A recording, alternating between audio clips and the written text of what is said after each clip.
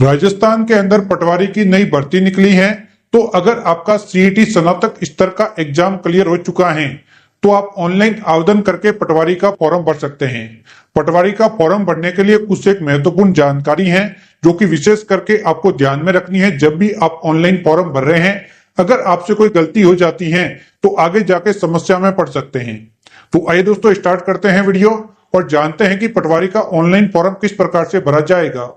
पटवारी भर्ती 2025 का online form भरने के लिए एसएसओ पोर्टल पे आना है, फिर अपनी एसएसओ आईडी, फिर यहाँ पे पासवर्ड डालने हैं और उसके बाद ये जो एक कैप्चा कोड दिखाई दे रहा है इसे डाल के लॉगिन पे क्लिक करना है। एसएसओ पोर्टल पे लॉगिन हो जाएंगे, आप यहाँ पे क्लिक करेंगे, फिर यहाँ पे आपको REC लिखना है, आपको रिक्रूटमेंट पोर्टल दिखाई देगा, यहाँ पे क्लिक करके रिक्रूटमेंट पोर्टल पे आ जाएंगे। यहाँ पे आने के बाद पटवारी रिक्रूटमेंट 2025 का ऑप्शन दिखाई देगा, अभी आप स्क्रीन पे देख सकते हैं। तो अप्लाई नाउ पे आपको क्लिक करना है। अब यहाँ पे एप्लीकेशन नंबर मांगे जाएंगे, तो एप्लीकेशन नंबर कौन से डालने हैं, तो जो सीईटी का आपने एग्जाम दिया था स्नातक स्तर का तो उसी के एप्लीकेशन नंबर डालने हैं। अगर आपके पास एप्लीकेशन नंबर नहीं है तो इसे बड़े ही आसानी से आप निकाल सकते हैं। तो एक बार एप्लीकेशन नंबर निकालने के लिए आपको माई रिक्रूटमेंट पे जाना है और यहाँ पे आपको देखना है कि ग्रेजुएशन लेवल वाला फॉर्म कहाँ है, फिर यहाँ पे क्लिक करना है और उसके बाद आवेदन क्रमांक आपको यहाँ पे मिल जाएंगे। तो ये है आपके आवेदन क्रमांक, तो इसे कॉपी कर लेना है। उसके बाद वापस आपको होम पेज पे जाना है और यहाँ पे जाने के बाद वापस पटवारी वाले ऑप्शन पे क्लिक करके यहाँ पे आवेदन क्रमांक डाल के यहाँ पे क्लिक करना है। पटवारी का ऑप्शन आ जाएगा, जस्ट आप यहाँ पे क्लिक करेंगे। इस प्रकार से आपका जो OTR पंजीयन हो रखा है उससे आपकी जानकारी आ जाएगी। आप प्रोसेस पे क्लिक करेंगे तो यहाँ पे आपका नाम आ जाएगा, उसके बाद जस्ट यहाँ पे आपका जेंडर, उसके बाद आपके पिताजी का नाम, उसके बाद यहाँ पे जस्ट नीचे माताजी का नाम आपको आ जाए तो अच्छी बात है, वरना लिख लेंगे। उसके बाद यहाँ पे जन्म दिनांक आ जाएगी, आयु की गणना ऑटोमेटिक हो जाएगी। फिर यहाँ पे श्रेणी लेनी है आपको, फिर विशेष योग्यजन है तो आपको यहाँ पे ले लेना है और उसकी श्रेणी का चयन कर लेना है। उसके बाद यहाँ पे आपका धर्म लेना है। उसके बाद आप मैरिड है तो मैरिड, वरना फिर अनमैरिड, फिर मैरिड है तो जीवन साथी व बच्चों की संख्या 2002 से पहले और बाद में, फिर मोबाइल फोन नंबर यहाँ पे, फिर यहाँ पे आपको एक व्हाट्सएप नंबर लिखने हैं। तो ये जानकारी सामान्यतः जो आपका OTR पंजीयन है उससे आ जाती है, जो जानकारी नहीं आती उसे आपको भरना है। उसके बाद आपको आगे बढ़ना है। आगे वाले भाग के अंदर अगर आप अनुसूचित क्षेत्र से बिलोंग करते हैं तो यहाँ पे यस लेना है, यहाँ पे आपको गलती बिल्कुल नहीं करनी है। अगर अनुसूचित क्षेत्र से बिलोंग नहीं करते तो नो लेना है। उसके बाद पत्राचार का पता आपको यहाँ पे तीनों ही पंक्ति के अंदर भर लेना है, फिर आपका राज्य, उसके बाद जिला, फिर आपका गांव या फिर शहर, फिर पिन कोड और फिर मोबाइल फोन नंबर। फिर यहाँ पे नेक्स्ट पे क्लिक करना है, फिर यस पे क्लिक करना है। अगले वाले भाग के अंदर पहुंच जाएंगे। इस वाले भाग के अंदर आपकी जानकारी आ जाएगी, आप यहाँ पे गृह जिला ले लेंगे। अगर आप इंडिया से बाहर से आके इंडिया में भारत में रहने लगे हैं तो यस, वरना फिर नो करेंगे। तो ज्यादातर इंडियन ही आवेदन करते तो नो हो गया। फिर यहाँ पे भूतपूर्व सैनिक है तो यस, वरना फिर नो। खेल खिलाड़ी है तो यस, वरना फिर नो। तो यहाँ पे ये श्रेणी है विशेष, इनका आप चयन करेंगे। आप यहाँ पे कोई सरकारी नौकरी में तो यस, वरना फिर नो। फिर एज छूट की अगर आपको जरूरत है और इनमें से किसी श्रेणी में आते हैं तो ले लेंगे, वरना फिर नॉट एप्लीकेबल लेके नेक्स्ट पे क्लिक करेंगे। इस वाले भाग के अंदर आने के बाद यहाँ पे क्लिक करना है। उसके बाद यहाँ पे 10वीं की जानकारी आपको सबसे पहले भर लेनी है। अगर ऑटोमेटिक आ जाती है तो कोई बात नहीं। तो यहाँ पे सबसे पहले रोल नंबर हो गया, परिणाम हो गया, या सब कुछ जानकारी। यहाँ पे अगर चूज फाइल का ऑप्शन आ रहा है तो यहाँ पे अंक तालिका जरूर आपको अपलोड करनी है। अगर ऑनलाइन वेरीफाई हो चुकी है, OTR से ऑटोमेटिक आ चुकी है तो अपलोड करने की जरूरत नहीं है। इसी प्रकार से 12वीं की जानकारी यहाँ पे 12th क्लास की आपको फिलअप करनी है, रोल नंबर वगैरह सब डाल के, ईयर, प्रतिशत, फिर यहाँ पे स्विच फाइल पे क्लिक करके अपलोड कर लेनी है। उसके बाद आता है ग्रेजुएशन, यानी कि आपने जो ग्रेजुएशन कर रखा है उसकी जानकारी भरनी है।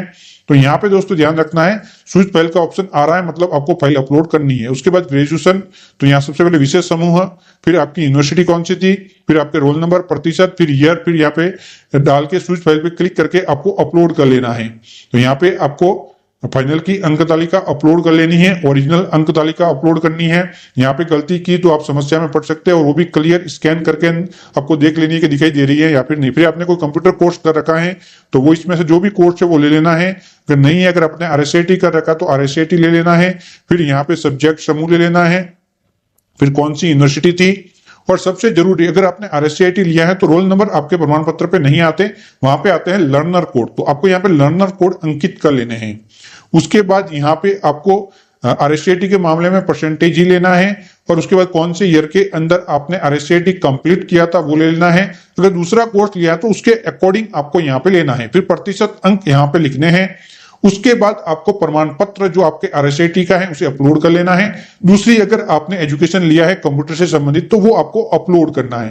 तो यहाँ पे फाइल जरूर अपलोड करनी है। उसके बाद PG कर रखी है तो वो भी आप जस्ट यहाँ पे ले लेंगे। तो यहाँ पे PG ले लेनी है। उसके बाद कोई अदर कोर्स वगैरह है अगर लेना चाहते हैं तो ले सकते हैं, लेकिन ग्रेजुएशन, पोस्ट ग्रेजुएशन व 10th क्लास की जानकारी भरना जरूरी है। और डॉक्यूमेंट अगर अपलोड मांग रहे हैं उनको अपलोड करना भी जरूरी है। उसके बाद नेक्स्ट पे क्लिक करना है। सभी जानकारी भरने के बाद अगले वाले भाग के अंदर आपका लेटेस्ट पासपोर्ट साइज फोटो 50 से 100 KB के अंदर, जिसके अंदर क्लियर आपका फेस दिखाई दे रहा हो, बैकग्राउंड एकदम क्लीन हो। उसके बाद यहाँ पे आपको स्विच फाइल पे क्लिक करके सिग्नेचर अपलोड करने, ये भी क्लियर दिखाई देने चाहिए और यहाँ पे स्कैन करके ही अपलोड करने हैं आपको। उसके बाद बॉडी पे कोई भी निशान है जो कि क्लियर दिखाई दे रहा है उसका यहाँ पे लिख लेना है। उसके बाद ये जानकारी कंप्लीट होने के बाद नेक्स्ट पे क्लिक करना है। नेक्स्ट पे क्लिक करते ही इस वाले भाग के अंदर आपको जिले वाइज प्रेफरेंस दे देनी है। जो भी आपकी पटवारी भर्ती के अंदर प्रेफरेंस देना चाहते हैं तो वो आप यहाँ पे दे देंगे। तो यहाँ पे सभी डिस्ट्रिक्ट दिखाई देंगे, तो यहाँ पे अलग अलग प्रेफरेंस दे देनी है। तो आपको जो भी प्रेफरेंस आपके अनुसार आपको देनी है तो एक एक करके ले लेंगे। तो यहाँ पे कुल 39 प्रेफरेंस आपको देनी है। तो यहाँ पे मैं एक एक करके सभी जानकारी भर लेता हूँ। तो वीडियो को थोड़ा फास्ट कर लेता हूँ कि यहाँ पे आपका टाइम वेस्ट होगा। तो एक एक करके मैं सबसे पहले सभी फिलअप कर लेता हूँ। तो ये सभी मैं यहाँ पे ले लेता हूँ। तो एक एक करके यहाँ पे दोस्तों देख सकते हैं, इस प्रकार से आपको फिलअप करना है।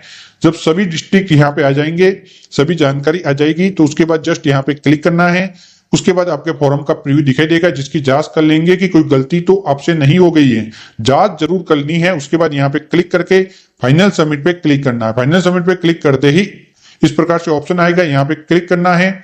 सेंड OTP पे क्लिक करना है। आपके मोबाइल पे OTP नंबर मिलेंगे, उसे यहाँ पे दर्ज करके जस्ट आपको यहाँ पे क्लिक करना है। आपका आवेदन सबमिट हो जाएगा। इस प्रकार से दिखाई देगा। सबसे ऊपर प्रिंट का ऑप्शन है, यहाँ पे क्लिक करके प्रिंट आउट निकाल के इसकी हार्ड कॉपी जरूर प्रिंट निकाल लेनी है, क्योंकि बाद में अगर आपका सेन होता है तो समस्या में पड़ सकते हैं। तो हार्ड कॉपी की प्रिंट आपको जरूर लेनी है। यह तरीका था ऑनलाइन आवेदन करने का। ऑनलाइन आवेदन के दौरान जो डॉक्यूमेंट अपलोड करने हैं उसके अंदर आपको कोई भी गलती नहीं करनी है। फोटो व साइन के अंदर भी आपको कोई भी गलती नहीं करनी है। जिस प्रकार से मैंने बताया है उसी प्रकार का फोटो व साइन आपको अपलोड करना है। तो ये तरीका था पटवारी का फॉर्म भरने का। आप कंप्लीट डिटेल में समझ चुके होंगे। अगर आपको जानकारी अच्छी लगी हो तो चैनल को सब्सक्राइब करके ऑल नोटिफिकेशन ऑन करना बिल्कुल आपको नहीं भूलना है।